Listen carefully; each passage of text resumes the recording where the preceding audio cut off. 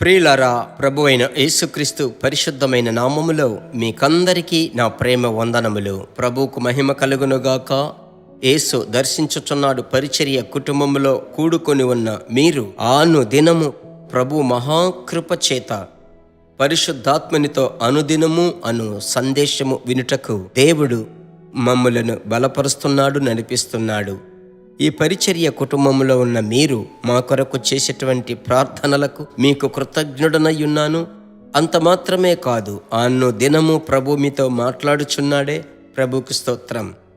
ఈ దినమందు ప్రభు మీతో మాట్లాడబోతున్నాడు. ఒక ముఖ్యమైన మాటతో ప్రభు మిమ్ములను దర్శించబోతున్నాడు. నేను చదువుతున్నాను. నిర్గమకాండం 3వ అధ్యాయం 2వ వచనం. ఒక పొద నడిమిని అగ్ని జ్వాలలలో యెహోవా దూత అతనికి ప్రత్యక్షమాయెను. అతడు చూచినప్పుడు అగ్ని వలన ఆ పొద మండుచుండెను, గాని పొద కాలిపోలేదు. మోషేను దేవుడు ఏమి చేయాలో అనుటకు ఒక సమయమును ఆయన ఎదురు చూస్తూ ఉన్నాడు. తన మామ యొక్క మందను మేపుచు హోరేపు కొండ యొద్దకు వచ్చినప్పుడు ఉన్నట్టుండి ఒక ముండ పొద అగ్నిచేత కాలిపోతుంది.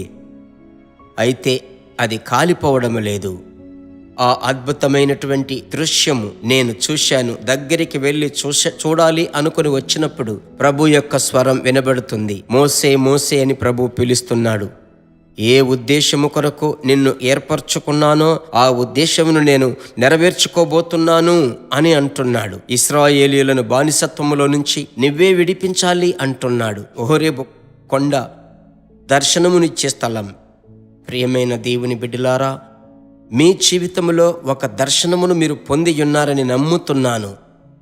మీలో ప్రతి ఒక్కరికి ఒక్కొక్క దర్శనం ఉంది ప్రియులారా. ఈ దినములు చాలా చాలా ముఖ్యం. అందువలన మీరు ప్రభు దగ్గర అడగాలి, ప్రభువా, ఎందుకొరకు మీరు నన్ను ఏర్పరచుకున్నారయ్యా?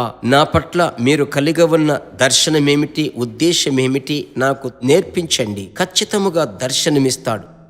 దర్శనం అంటే ఏమిటి? హృదయంలో ఉద్భవిస్తుంది. అలా చెయ్యాలి, ఇలా చెయ్యాలి, ఒక వస్తువు కొనాలి, ఒక మోటార్ సైకిల్ కొనాలి, ఒక కారు కావాలి అని మీరు హృదయంలో ఆశిస్తున్నారు కదా. అలాగే ఆత్మీయ జీవితంలో ప్రభు మీకు ఇచ్చేటువంటి భారం, ప్రణాళికలు, కోరికలు అన్నిటినీ దేవుని సన్నిధిలో ఉంచి ప్రార్థించగా ఆ దర్శనం పనిచేయడం మొదలవుతుంది.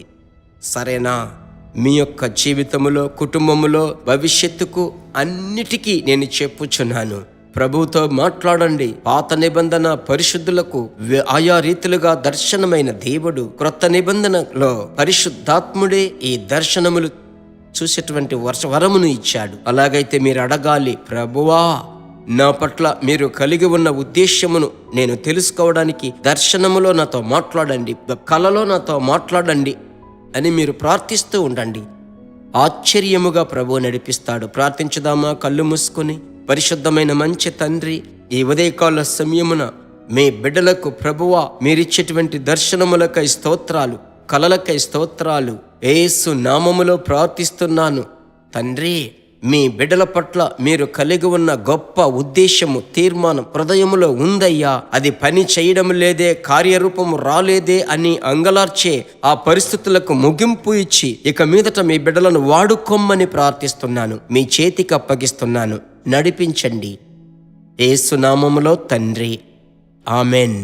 మీ పట్ల ఒక ఉద్దేశము కలిగి ఉన్నాడు దేవుడు. ఆ ఉద్దేశము మీ కుటుంబంలో నెరవేర్చబడిపోతుంది. మీ బిడ్డల పట్ల ఉద్దేశం ఉంది. అనుదినము స్తుతించి అన్య భాషలో మాట్లాడి ప్రభువును స్తుతించండి. ప్రభు కృప మీలో నుంచి వెల్లడి కాబోతుంది. సరేనా?